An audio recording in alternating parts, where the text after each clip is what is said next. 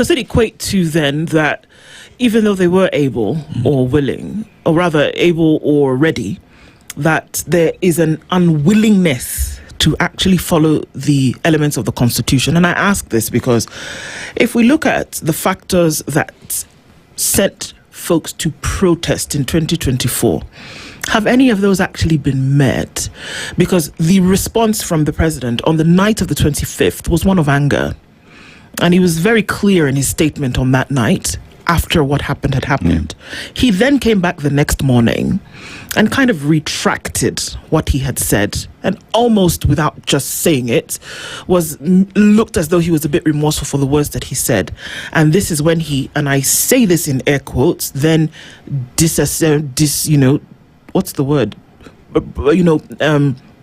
evacuated cabinet and said that, we're bringing different people in, kind of like just shifted them around.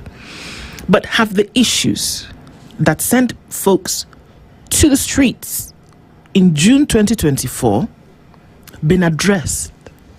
Because those are that's the fundamental thing. Not at all. Not at all. And looking at what happened that day, these young people had demanded that finance bill 2024 be shelved.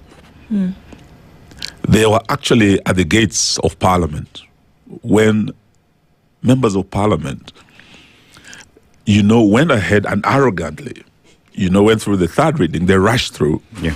And these young fellows were at the gate. They could hear them. The members of Parliament could hear them saying, no, reject. Yeah. But they still passed it because they had the numbers. So I think after 3, that is when they expressed their righteous anger. And actually, when they were told, these guys have already passed, so they marched in. The reaction of the president that day really aggravated the situation because he acted in anger. And he called these young people dangerous criminals. Criminals, yeah. Out there, whether it's in the US or in Europe, once you are branded and armed and dangerous, that's a shoot to kill order. Once you are branded armed and dangerous criminal, then that really is what happened. And these young people were shot. You remember what the CS Interior also said. This is what led to actually the shooting and the killing of these young people. And later on, there was a second order given. Now, stop shooting them, start shooting them in the leg. That is something that cannot be retracted by another statement, because once the damage is done, it's done. It is something that even as we speak and listen to the families, the president has not apologized, made a formal apology. And one of the demands that the families had during the memorial service was that they want an official apology from President Ruto and his government. That is yet to be done. But I must also say on behalf of the opposition that equally we, the opposition, let down the people of Kenya. And we owe them an apology. And I think on behalf of the Azimio leadership, I must tender our apology. What did you do to let the people down? What did you do to let the people down? When we had the first demonstrations, you remember the Azimio demonstrations, we were out on the streets. And almost 73 young people were killed. This was the Sufuria movement? Yes. Yeah. And you remember that's when now the real bottom-up taxes kicked in. Everything went from the bottom upwards. It is that Finance Bill 2023 that doubled VAT on fuel. Remember, from 8% to 16%. Really, the minute fuel goes up, the cost of living goes across board. And when we went to Bomas, I was one of the 10 members of that Bomas team, the NADCO team. And amongst the 5 issues that were on the table was the issue of cost of living. The issue of, electoral justice.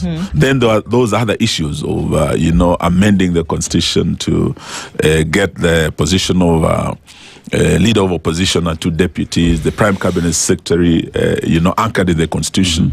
Then the issue of the 2/3 gender rule, so that we have more women, in Parliament. Yeah. Now, what we did at Bomas was that the government side pushed for those positions, but they stonewalled completely on the real Wanjiku issues that touch on the cost of living. And at that time, I think as Azimio, we started softening. We did not know that some of our colleagues in the ODM had now started engaging the government with a view of maybe getting a share of government and literally going into bed with the oppressor. Yeah. And this started happening at Bomas. And why we must, and I do apologize because I was there and I was the only one who did not sign that report, because we did not do justice to the single most important issue. That was the issue of cost of living. And we let off William Ruto very easily at Bomas. I remember, and the Hansel will bear me out, I did tell my colleagues, this thing will come back to haunt us. And it did, in the form of the Gen Z protests. Had we, the leaders, done the right thing at Bomas, what William Ruto did the other day, it was a roadside declaration. I direct that VAT be reduced from 16% to 8%. Had he done that at Bomas, had we as Azimio put down our foot and demanded that happens, or we march out, William Ruto would have done it in 2023. And that would have led to a different finance bill in 2024. But we let him off the hook easily. What happened? The finance bill 2024 was worse than the finance bill 2023. Then the young people realized our leaders, because by then, you remember the events from November towards the end of the year. Then you come into March and ODM goes into a post-election pact with UDA. So but it was a build-up when people realized these people have abandoned us. They've gone into bed with the oppressor. We're on our own. No one is going to fight for us. So the young people came out to fight for themselves because we let them down. So even as we demand an apology from government, we, the opposition, owe the young people and the Kenyans an apology. And I would, on behalf of the Democratic Action Party of Kenya and the opposition, unreservedly give that apology, but demand also that the President, William Ruto, and his UDA team and the broad-based team equally tender a formal apology to the young people. The other issue is the issue of justice. These people are demanding justice.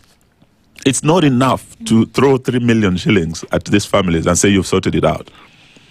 Justice includes, you have the restorative justice, you have the retributive justice, because these families are still hurting. These rogue police officers who got off the hook so easily will kill again, unless we have put in place measures to ensure that they don't. Unless we have told them you shall be held to account personally. You in the command structure who oversaw this shall be held to account. And we must remind them about General Ali, the IG of police who ended up at The Hague. He was taken to The Hague, and IG Kanja, we've told him, if he or presides over these rogue police, they will continue killing Kenyans and committing crimes against humanity. Samia Suluhu is today facing challenges that might actually lead her to The Hague. And this can also happen in Kenya. William Ruto came from The Hague. If they continue doing what they're doing, he could as well end up there. But what we are saying is that this issue of saying we have allocated 2 billion in our budget towards compensation.